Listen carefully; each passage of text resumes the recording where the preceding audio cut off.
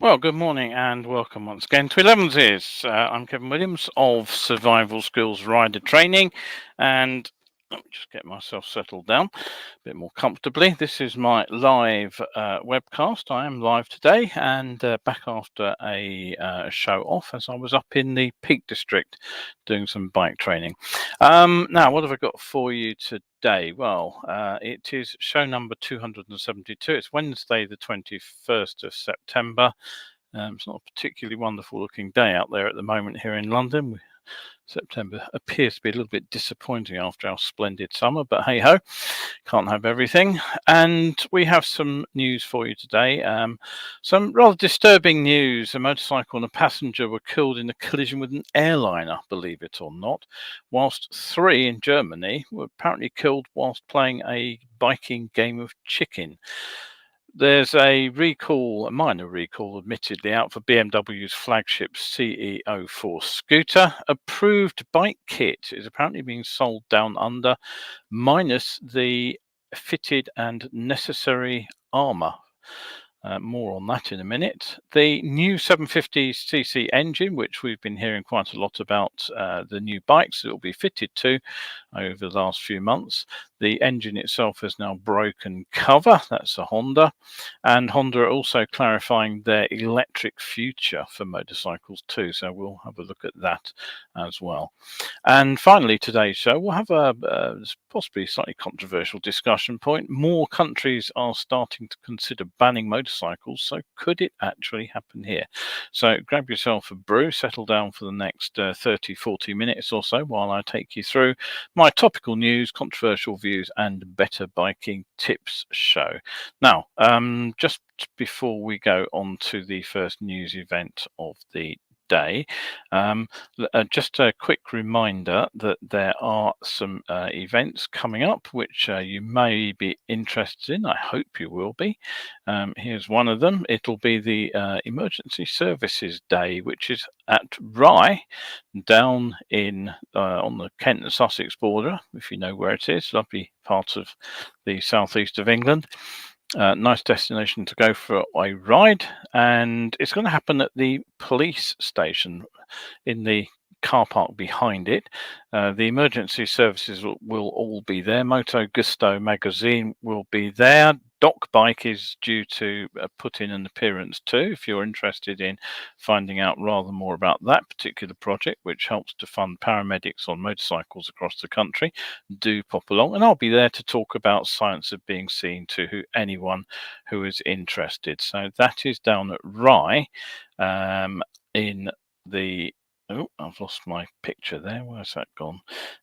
In the Kent Sussex border. I haven't got a postcode for you. It is on information which I will put up in due course. Let me just get that out of the way. I've just for some reason got everything the wrong size on screen this morning, probably because I haven't done this for a bit. So there are the next events. There's the postcode TN31 7AS. It's Rye Police Station, and it's behind the police station itself.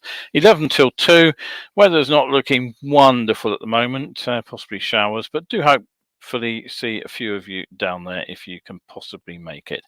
And next thing I just wanted to mention, there are also the live online talk series. There's 2 more events coming up in that series. October, Science of Being Seen in Depth. Well, I'll be talking about the need to understand the difference between visibility and conspicuity. It's a rather important distinction, and also how camouflage works and how it is that objects which appear to be easy to see can be camouflaged in the right or possibly the wrong environment. And then a heads up for November's talk event, which will be looking at sports psychology and how we can use that to help us while we're improving our riding, even if we're not actually on the bike when the weather's rubbish. So that's for November. So okay, all bookings for those at my tidyhq.com page. The URL's on screen. It's also in the preamble to the show, so do look in and have a see what's going on if you possibly can. Right, okay, so Just one comment. Kevin's looked in. Morning, Kevin. Nice to see you again. Right. Okay. So on with some news. Now, first piece of news, as I said, rather disturbing one. A rider and a passenger on a motorcycle were both killed attempting to cross a runway at the Ahmed Sekou Touré International Airport, which is at Conakry in Guinea, and they were hit by a TAP Air Portugal 320 Airbus as the plane landed. Now, the incident apparently happened back on Friday, the 2nd of September, and TAP Air Portugal is the state-owned flag carrier airline of the country.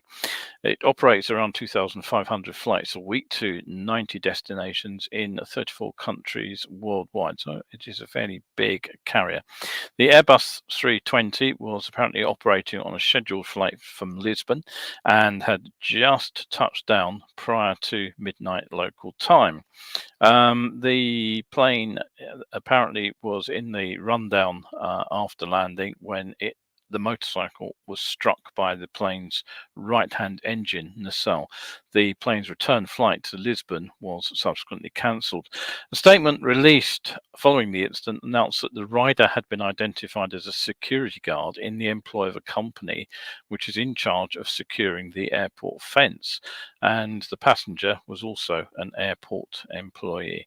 Not surprisingly, an investigation by the Guinean Civil Aviation Authority is currently underway.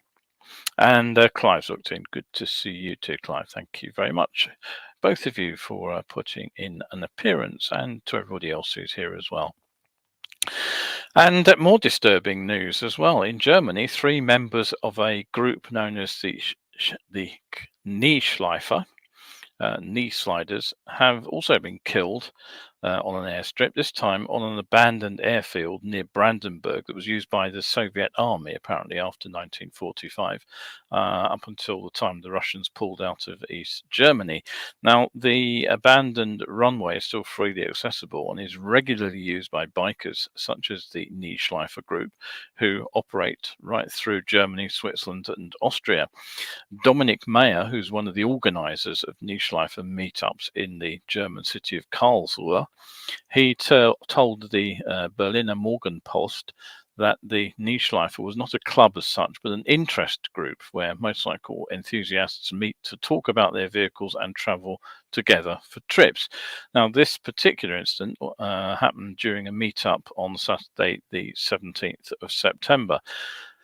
No witnesses have admitted to seeing the crash, but motorcyclists attending the event reportedly heard screeching tyres and a loud crash. The police are, not surprisingly, investigating the incident, with transport safety experts working to reconstruct the event, trying to understand what actually took place. But there have been police reports that the police now believe that the collision was caused by riders playing a game of chicken.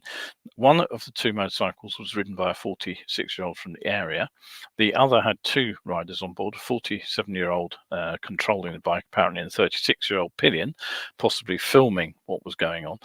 It's believed the 2 bikes headed to opposite sides of the runway's airfield, and then, according to the police spokesperson, the 2 bikes rode together towards each other and made a glancing impact.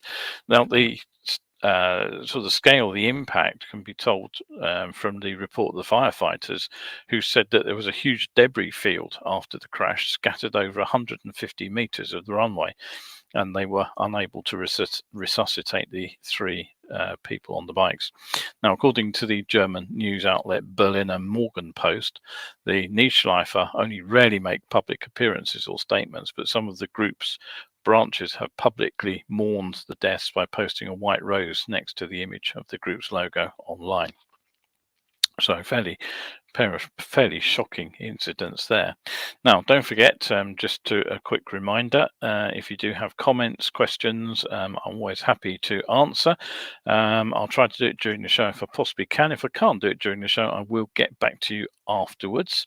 The show is going out live today on both Facebook and YouTube. Saves me a bit of time actually uploading it to YouTube later. YouTube seem to have speeded up their processing, which makes it a lot easier. And And whilst you can catch up either on Facebook or YouTube, if you want to find old shows, it's obviously a lot easier to do that by heading to my YouTube channel, Survival Skills UK. Don't forget the all important UK on the end, and checking out the items over there, along with all my other videos, including the 60-second safety series.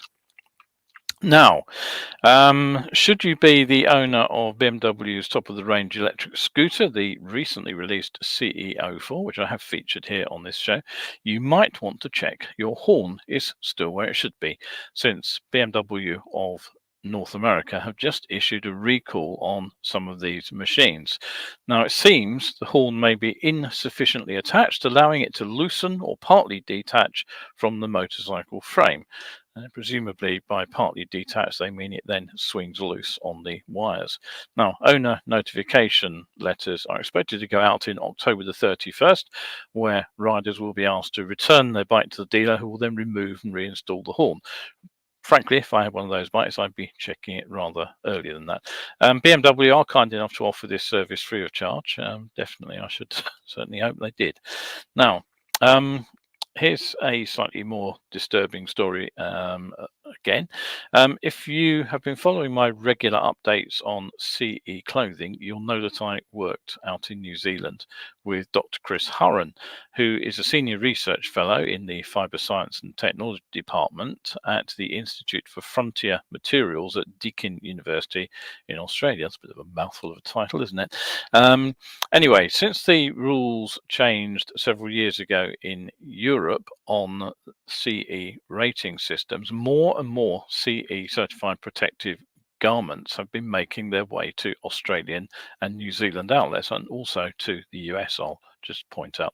Now, Chris has been good enough to fill me in on the testing procedure for the new A, AA and AAA rating system. And he's also behind the MotoCap scheme for independently testing these garments, and that's something I've reported on in the past. Now, the rating system isn't just for abrasion resistance and material strength, but it's also for waterproofness and comfort. That's the MotoCap scheme. I should correct myself there. And the comfort factor is rather important in the hot weather frequently experienced down under. And MotoCap basically is an independent test, so you can get a real feel for how the garments are performing. But what Chris's latest warning is about is rather different, and it's specifically targeted at riders in Australia and New Zealand. But it is worth a reminder to any of us here in the UK, and also if you buy these garments, CE-approved garments anywhere else like US or Canada. Now, Chris has warned that if an item of bike clothing is CE certified under the A, AA, AAA rating system, then the armour must be included in the garment. Chris says one of the benefits of CE certification is that most gear must include impact protectors. This means that riders get the protectors without having to shell out additional cash. Now, to meet the AAA and AA, the higher rating certifications, jackets must be fitted with shoulder and elbow impact protectors, and pants, trousers, require hip and knee impact protectors. Now, if you go for the lowest rated A-level certification, which is basically suitable for commuting use, low-speed city centre riding, the jacket must be fitted with shoulder and elbow protectors, but the pants only require knee impact protectors, so you don't have to have hip protectors in the A-rated trousers. However, Chris has found during visits to motorcycle stores in Australia and New Zealand that some of the CE rated products on the shelf have been missing these impact protectors. And Chris goes on to say these are garments that carry the CE certification label but are missing some or all of the impact protectors that they should be fitted with. This has mostly been noticed in pants, he says, and he urges customers to ensure that all the impact protectors are included in the garment at time of sale at the sale price of the garment. And he says, point out that they do not meet Australian consumer law if they're sold without impact protectors fitted. If they do not offer this, then swap to another product or a brand that does have the impact protectors fitted. I hope that the omission of impact protectors is accidental. If enough riders are asking about this, manufacturers will get the message and in the future make sure that impact protectors are fitted appropriately. As a rider, it's important to know that without the appropriate impact protectors, the garment no longer meets the CE certification and is less safe to use. So, okay, what's all that mean in easy to understand language? Well, basically, as I just explained, the impact protection is to deal with the problems of hitting something hard. Now, many injuries that riders sustain as a result of a crash have been historically abrasion resistance, and this is what the garment material testing is for: the abrasion resistance of the garment itself, the burst strength of things like seams and zips, the tear strength of the material itself. But if you hit something hard, it doesn't matter if your garment's intact, because basically a layer of sort of polyaramid fiber doesn't give you any impact protection. So that is why we need body armor. Now, studies show that the areas that have a significantly higher chance of impacting something are the shoulders, the elbows, the hips, and the knees, and they are the parts of the body we're likely to injure on impact. Now, many riders obviously also choose to use a spinal protector too. Now, the armour that can be fitted to a CE approved garment can be either level 1 or level 2. CE level 2 armour is tested as being able to absorb a greater impact than level 1, and it will therefore transmit less force, less energy directly to the body. Now, for that reason, when garments are fitted with CE level 1 armour, many retailers will offer an upgrade at extra cost to CE level 2. And of course, some riders have their own favourite body armour manufacturer, and they will want to buy that and swap it in to the garment in place of what it comes with originally. Now, that's entirely up to the individual. But the crucial point is that when purchasing CE approved kit over the counter or online, you shouldn't be paying extra for body armour unless you do choose to change what is already in the garment. So it should come fitted with CE approved impact protectors, and these should not be charged as extras. So that's the basic point that Chris is actually making here. Now, okay. Don't forget, if you do enjoy the show, you can head over to my coffee page. If you drop me a coffee over there, £3 will get you a coffee. Get me a coffee. It'll also get you access to over 800 better biking articles, all the way from 2014 to right up to date, from my Facebook Tips on Tuesday and Skills on Saturday pages, plus a whole bunch of other stuff. If you become a supporter by paying, making a regular payment, then that opens up access to all sorts of other information over there. As winter's approaching, I will be doing less training out on the road. I plan to give that the coffee site a little bit of an overhaul, move things around a little bit, and look out for some extra benefits if you're a regular subscriber as well. So do pop over there, have a look. There's free stuff to read, of course, and if you, as I say, if you do fancy dropping me the coffee, that'll open up access to the supporter and subscriber content. So do pop over there, have a look and see what's available. Plenty of stuff to read. Now, if you want to hear the latest from Honda, two stories today. The first is that the all-new 750 twin engine appears to have broken cover, and pictures of the motor have been appearing online. So this is what it looks like. Not particularly interesting in many ways, but it's clearly the parallel twin as expected. It's 8-valve, it's 755 cc's, and not unexpectedly, it comes with 270-degree crank. But the interesting thing is that it actually offers a significant bump in power over Yamaha's and Kawasaki's existing twins.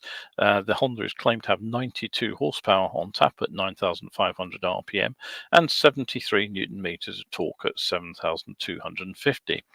And it now appears that the first bike that we will see this new engine wrapped inside is going to be the long-awaited Hornet. Now, Honda's Deputy Director of Main Products, who is Fuyuki Hosokawa, he explained that Honda developed the latest engine to inject something special into the Hornet model. To achieve light performance and handling, we knew we needed to produce an engine with a short stroke with a 270-degree crankshaft. This engine not only produces high power but also sporty low torque, suitable for use in urban areas and on highways, he explained. And frankly, that's a bonus if you've ridden any of the later generation of 600s. They were basically focused mostly on sort of track use, and they became increasingly awkward to use on the road. Where the power lived was actually way beyond the point at which you could get to it and stay even vaguely road legal. So a bike which produces good torque low down is always going to trump a bike that produces lots of horsepower high up on the road. So Honda is expected to reveal the Hornet at the Milan show, which is coming up in just a couple of months' time. So one question, of course, to ask is this the end of the road for the existing 745 parallel twin? Now, even after significant upgrades, this much lauded engine, which you'll remember was billed as a low revving, highly reliable, long-lived half a jazz car engine, it still only produces 58 horsepower and 69 Newton meters of torque. And whilst many owners are happy with the low revving machine, my brother's got one and he thoroughly enjoys it, and I had a ride on it out in California. It's a long day on it actually, and I did actually enjoy riding it. It worked well in the sort of twisty hilly roads. The bike does have its limits. The earlier versions were definitely a little bit on the gutless side, I have to say, and sort of run out of puff going up hills. But the later ones, the 750s, are distinctly better than the early 700s. But is there room for two model ranges with a 750 engine in Honda's model range? It's a good question. With the end of life of petrol engine motorcycles coming not too distant future, it's probably debatable. They might well kill them off sooner rather than later, which would be a bit of a shame, but I can see why. Let's just hope that the new 755cc base bikes don't come in with a big price hike. Now, okay, still with Honda and moving on to their electric motorcycle range, arguably 2 years too late, Honda have announced that their plans are to sell 3.5 million electric motorcycles per year by 2030. So that's a pretty steep target, I would say. Now, they actually released an e-bike business plan last week, and in that they have said that their aim is now to introduce 11 new electric motorcycles by 2025, and their initial aim will be to be delivering 1 million units within the next 5 years, and then 3.5 million units, which will be approximately 15% of their total powered two-wheeler sales by 2030. And this is actually a very big increase from the announcement they made in April last year, when they only said 4 bikes were being planned back then. Now, the press release talks about a platform strategy, and it says that Honda intend to develop and apply electric motorcycle platforms that combine the 3 core components for electric vehicles: the battery, the power control unit, and the motor with the motorcycle body. Now, the implication, of course, is that this means that these new models, the 11 new models that we've been talked about, will actually be variations on just a couple of themes. Now, of the 11 bikes shown in images released, one is a mini bike. I think that one is actually already available.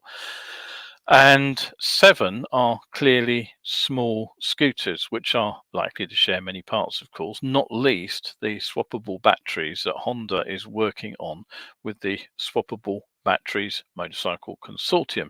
Now, as well as Honda, the current list of 21 members includes battery manufacturers and drivetrain experts, plus motorcycle manufacturers Kawasaki, KTM, Kymco, Neo, Piaggio, Polaris, Suzuki, and Yamaha. Now, Honda say that swappable batteries are actually well suited to the business use end of motorcycles, such as being used for delivery of small packages, and they resolve issues such as range and charging time. Now, commuter electric motorcycles and electric bicycles currently account for more than 90% of industry-wide global electric motorcycle unit sales. So, in other words, less than 10% are the bigger machines that most of us will actually have an interest in, like the Energica, the Zeros, etc. So there are 50 million units sold per year, and China is by far and away the biggest market. Now, clearly, Honda aim to tap into this particular usage market, even if they have fallen behind the Chinese and Indian manufacturers who with their plans. But they do aim to get those bikes into the market, 5 of them, between now and 2024 across Asia, Europe, and Japan, in addition to China. So that's a fairly short sort of order of planning. So hopefully they are fairly well advanced along the line to get these things to market, and I hope it's not a rush job that will cause problems later. Now, Japan Post and Vietnam Post Corporation already use the Honda electric scooters for mail delivery. Honda's currently conducting joint trials with the Thailand Post Company Limited, and they are planning to begin production and sales of the Bentley E model. It comes with an E apostrophe. No, it's not an apostrophe, it's a colon. What am I thinking about? It's a Bentley E colon in Thailand before the end of this month. Ridiculous names, it makes it very confusing. Okay, what about bigger machines then? Well, it looks like 3 bigger machines are being indicated as heading for Japan, the US, and Europe, and those are the images provided. And as you can see, it appears to show a naked, a cruiser, and a super scooter. The naked's in the middle, of course, the cruiser on the left, and the super scooter to the right. Now, as such, it's likely they will be based on a single platform, and there does seem to be some similarity between the 3 images if you just kind of look at the bottom of the bike. I know they're just sort of mock-ups, but whatever. But it is likely that they will be based on a single platform, very much like the NC 750 based series of machines. Now, interestingly, Honda also say that their aim is to equip its electric motorcycle models with an all solid state battery that Honda is currently actively developing using its own resources. So that's not the rechargeable and replaceable, removable battery pack that the battery consortium is working on. It's Honda's own development. Now, the aim is, of course, to pack more energy into the same size and weight to increase range. Now, the solid-state battery development being pursued by Honda has actually been known about since last year, when the company invested 43 billion yen, which at the time was about $340 million US, to develop a pilot line to produce these solid-state batteries by 2023. But they weren't expected to appear in cars before the end of the decade. So it may be that the implication is that Honda is going to bring these more energy-dense batteries to the market in the smaller form factor, which is needed to power motorcycles, rather than aim for cars only. And it's just possible in that case that motorcycles will be to some extent used as a rolling test bed while they continue to develop the batteries for cars later this decade. Something else that I noticed that other news outlets, motorcycle news outlets that have covered this story, seem to have missed. Now, you'll recall that I reported that Zero have apparently been holding back software upgrades which extend the range and performance of their bikes to owners that are prepared to pay more for them. And it appears that Honda is planning to move down the same path, because the report said that Honda intended to increase the added value of its electric motorcycles and aim to transform the business from a focus on non-recurring hardware product sales to a recurring business model combining hardware and software.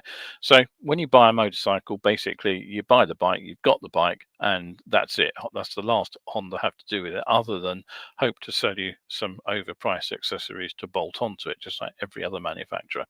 But what Zero have done is that you buy a model and there is a kind of untapped resources within the bike that you have to pay extra for. So you could, for example, buy a relatively short range, low performance model, and by paying extra, you could actually open up the battery capacity to give it longer range, or you could open up the performance of the motor to give the bike its full design top speed. But all this would be extra, and it would be controlled entirely by software. And that is what Honda's software subsidiary Drive Mode is working towards. So, as they say, to enhance new value creation for its electric motorcycle products in the connected realm. So there you are, upgrades over the air and upgrades at a price to a bike you've already bought.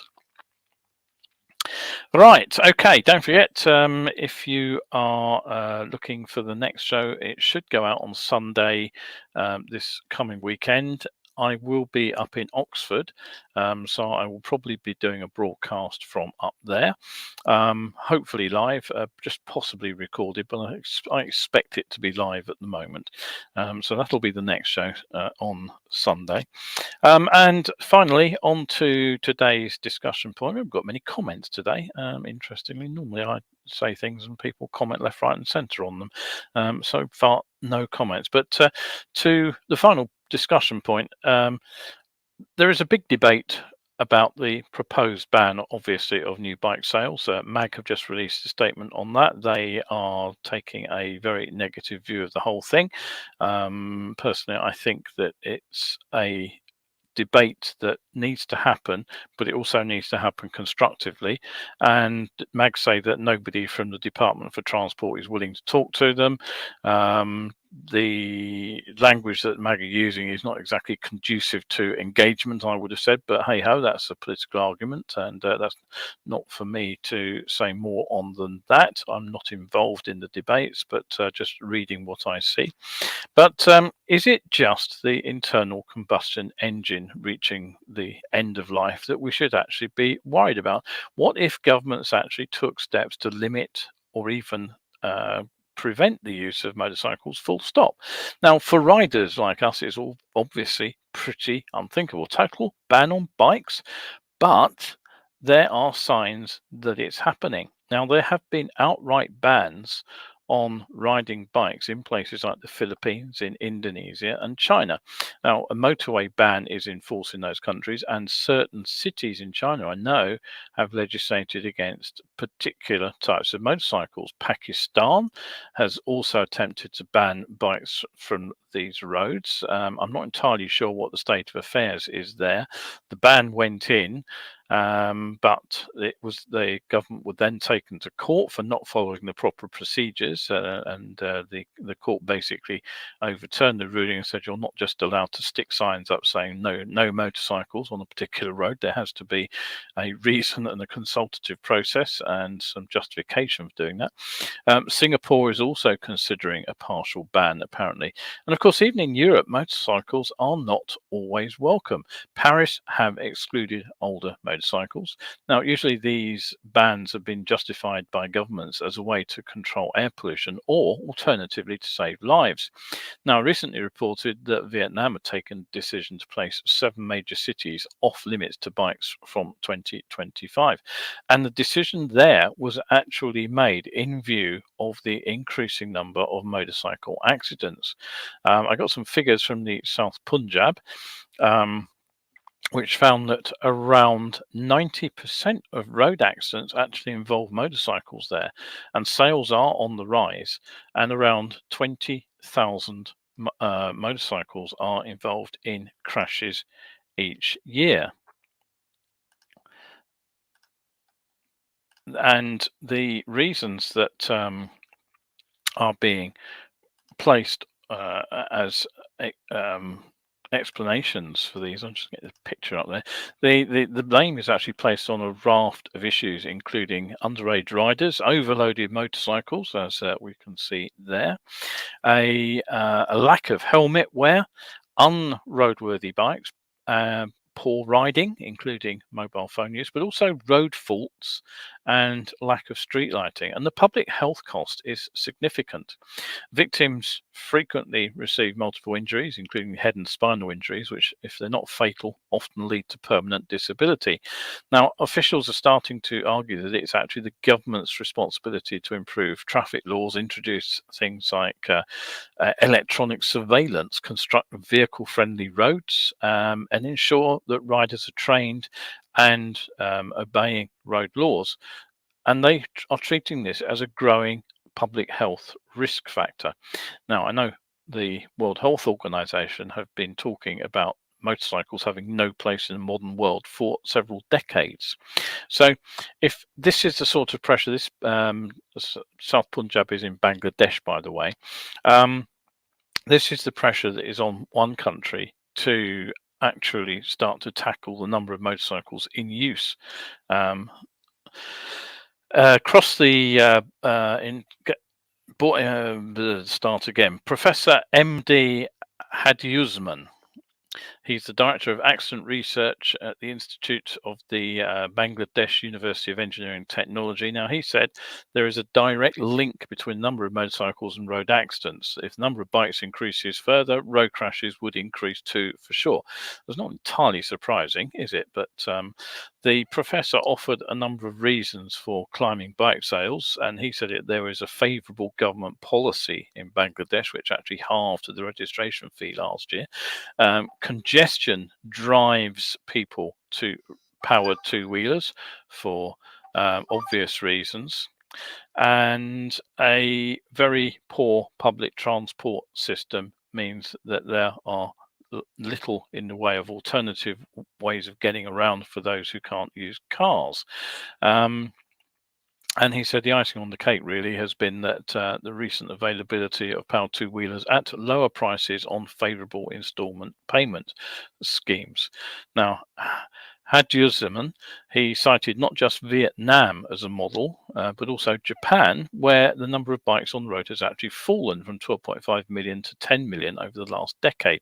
And he suggested that that was partly, at least, responsible for a 50% reduction in crashes involving motorcycles. But he did point out that Bangladesh has poor infrastructure, and he pointed up the use of no or poor quality helmets as a significant risk factor. And it's known from a number of studies, including a World Health Organization report, that a decent helmet can cut deaths by 50% and injuries by up to 70% in bike crashes. Now, whilst helmets can be relatively easily removed, and you may remember that I talked about a helmet which was being distributed for free in South America, if I remember correctly, being developed by the Formula One organization. I think it was in Mexico, if I remember correctly. So helmets can be dealt with, but it is tougher to alter infrastructure in a town or city to improve rider safety. Now, if you don't believe that, just think how long it's taking for the proven benefits to rider safety of bus lane access to actually spread across the UK. It's argued at every level, in every location, by interest groups who don't want to see motorcycles sharing bus lanes, even though it would make life safer for bike riders. But given all that, the biggest challenge is still likely to be unlicensed and poorly trained riders. Now, in Bangladesh, it's actually estimated that around 40% of all riders on bikes are actually riding two-wheelers minus a license. And a recent survey in Dhaka showed that on average, a biker in the city changes lanes 6 times a minute. Just try and get your head around that. Imagine riding down a road in the UK and changing lanes 6 times a minute. That's quite astonishing. The Bangladeshi government had been expected to introduce actually a mandatory requirement for a driving license to be produced to a retailer by a prospective purchaser of a motorcycle earlier this month. But it's actually been deferred for 3 months following a request from motorcycle manufacturers who say they need additional time to make people aware of the measure and presumably to get a license too. Whether that applies to private sellers, I have no idea, but that's a way of actually deterring people from riding without a license.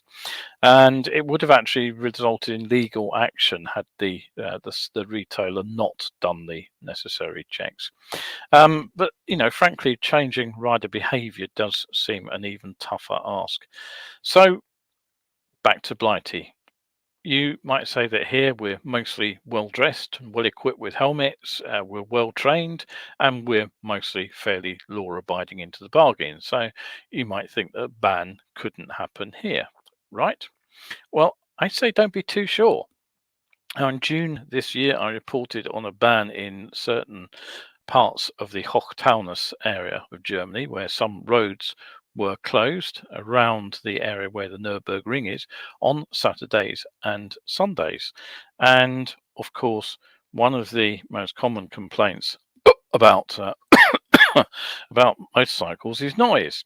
And frankly, that is an absolute own goal, as riders will insist on fitting illegal exhaust systems for their own pleasure, but to the utter annoyance of non-bikers. You don't have to look hard to find petitions such as this one, which was entitled "Ban Motorcycles in Urban Areas." It's only got 190 signatures. Hopefully it doesn't get a few more after I've publicised it. But the author claims that engines can cause buildings over 100 metres away to shake and can cause hearing damage to pedestrians or those unfortunate to live near motorcycle parking.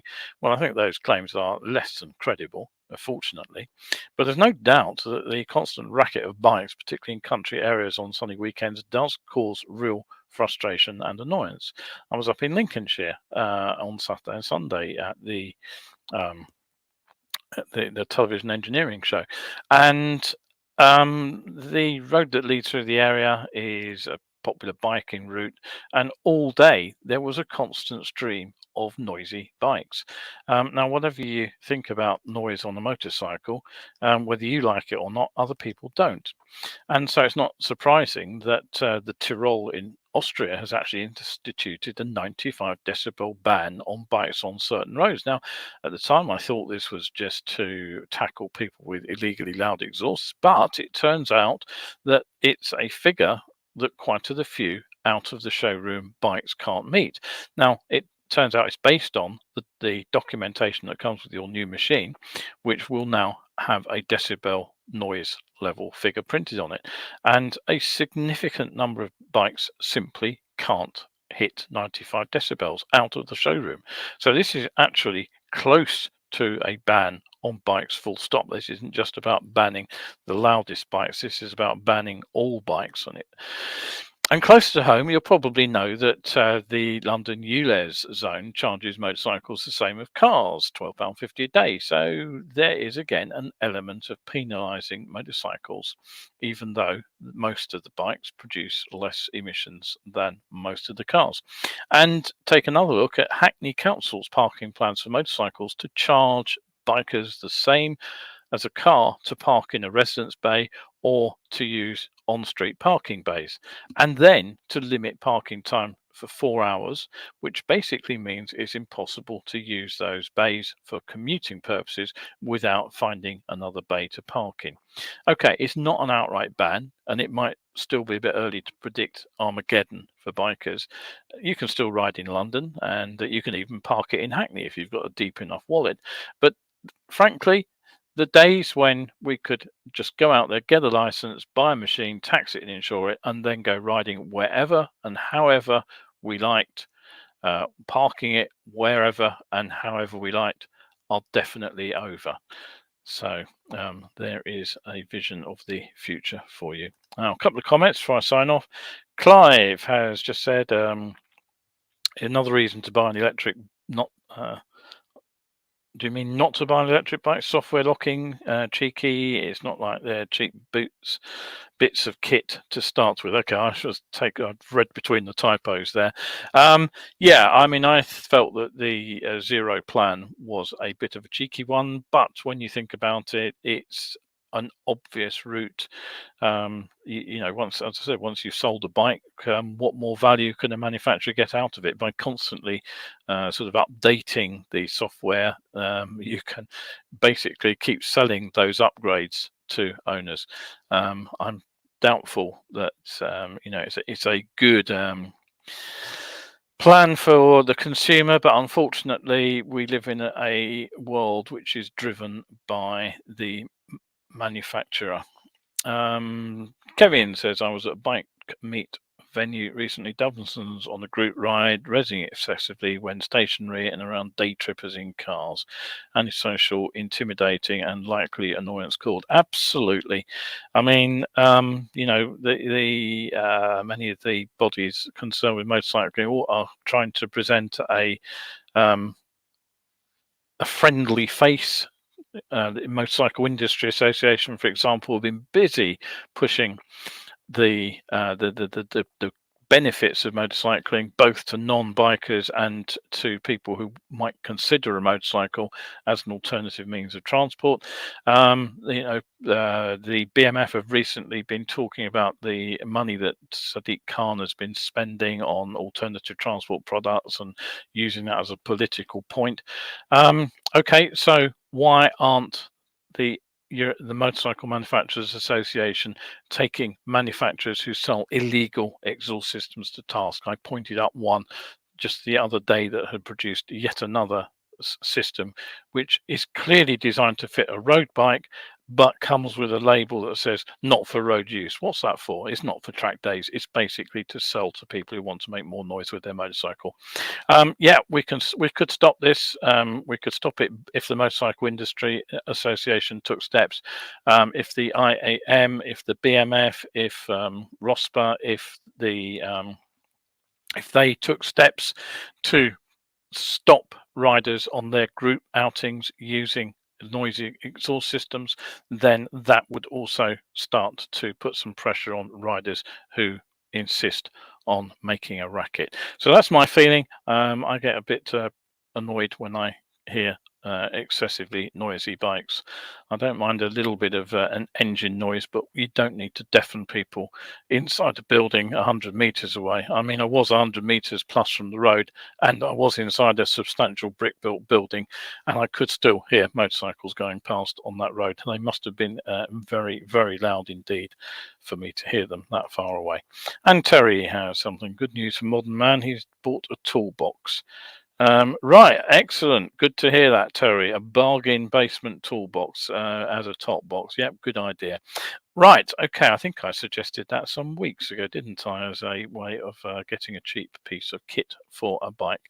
Right, okay, so that is pretty much it for today. I've gone on a little bit longer than normal because I had basically some items that were hung over from last show, which I wanted to get in.